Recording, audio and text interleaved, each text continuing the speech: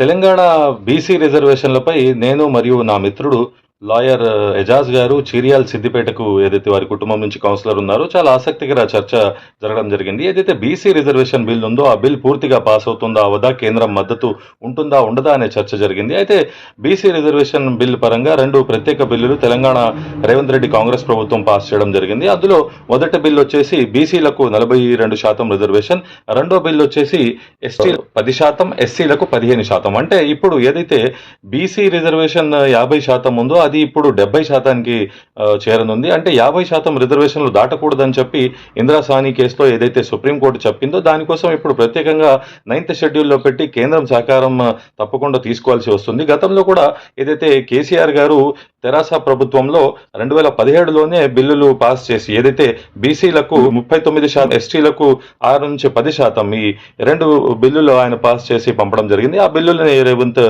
ప్రభుత్వం వాపస్ తెచ్చుకోవడం జరిగింది.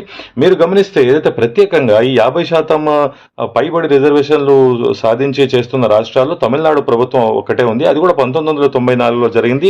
అది కూడా జ్యుడిషియల్ రివ్యూకు ఉంది. గతంలో ఏదైతే బీహార్ ప్రభుత్వం ప్రయత్నం చేసిందో ఆ ప్రయత్నాన్ని కూడా పాట్నా కోర్టు కొట్టేయడం జరిగింది. అలాంటి సందర్భాన ఏదైతే ప్రత్యేక కమిషన్ సెటప్ చేసి మరియు ఏదైతే కులగణన చేసి రేవంత్ రెడ్డి కాంగ్రెస్ ప్రభుత్వం చేస్తున్న ప్రయత్నం సఫలీకృతం అవుతుందో లేదో చూడాలి. ప్రస్తుతం తెలంగాణ రాష్ట్రంలో ఏ విధంగా అయితే 50% రిజర్వేషన్స్ అమలు అవుతున్నాయో దాని శాతాన్ని ఒకసారి మనం పరిశీలిస్తే బీసీ 29% ఉంది. అందులో ఏబిసిడి ఈగా వర్గీకరణ ఉంది, మీకు తెలిసిందే. BCA 7%, BCB 10%, BCC 1%, BCD 7%, BCE 4%.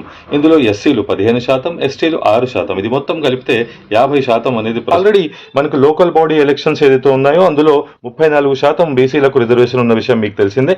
ఇప్పుడు పంచాయతీరాజ్ చట్టం ఏదైతే 2018లో దానికి ప్రత్యేక ఆర్డినెన్స్ తెచ్చే పనిలో రేవంత్ ప్రభుత్వం ఉంది. ఆల్రెడీ 2 బిల్లులను పాస్ చేసి గవర్నర్ గారి ఆమోదం కోసం పెట్టడం జరిగింది. దాని తర్వాత కేంద్రం సహకారం కోసం అప్పుడు 2017లో కేసీఆర్ గారు లెటర్ రాయడం జరిగింది. ఇప్పుడు రేవంత్ రెడ్డి గారు కూడా ఏదైతే మోదీ గారికి లెటర్ రాసి మాకు బీసీ రిజర్వేషన్ల పెరుగుదలపై సహకరించాలని బీసీ జనాభా కులగణన చేసి ప్రత్యేక కమిషన్ ఏర్పాటు చేసి అన్ని ఏదైతే శాస్త్రీయంగా ఫాలో అయ్యి చేస్తున్నారని చెప్పి వారు చెప్పడం జరిగింది. ఇప్పుడు బీసీ రిజర్వేషన్ బిల్పై ఇంత ప్రాముఖ్యత రావడానికి కారణం ఏమిటంటే తెలంగాణ గౌరవ హైకోర్టు సెప్టెంబర్ 30లోగా స్థానిక ఏదైతే లోకల్ ఎన్నికలు ఉన్నాయని పూర్తి చేసి వారికి రిపోర్ట్ సమర్పించాలని చెప్పడం జరిగింది. అందుకోసం రేవంత్ రెడ్డి ప్రభుత్వం త్వరగతిన రిజర్వేషన్ పూర్తి చేసి ఆ రిజర్వేషన్ ఆధారంగానే 42% ప్రకారం ఏదైతే పెంపుదల చేస్తున్నారో దాని ప్రకారమే ఎన్నికలకు వెళ్లాలని ప్రయత్నం చేస్తున్నారు. చూడాలి మరి బీసీ రిజర్వేషన్ అంశం ఎలా ఉంటుందో. మరిన్ని అప్డేట్స్ కోసం అడ్వకేట్ సాదిక్ షేక్ యూట్యూబ్ ఛానల్ని లైక్ చేసి సబ్స్క్రైబ్ చేయాల్సిందిగా కోరుతున్నాను. Thank you.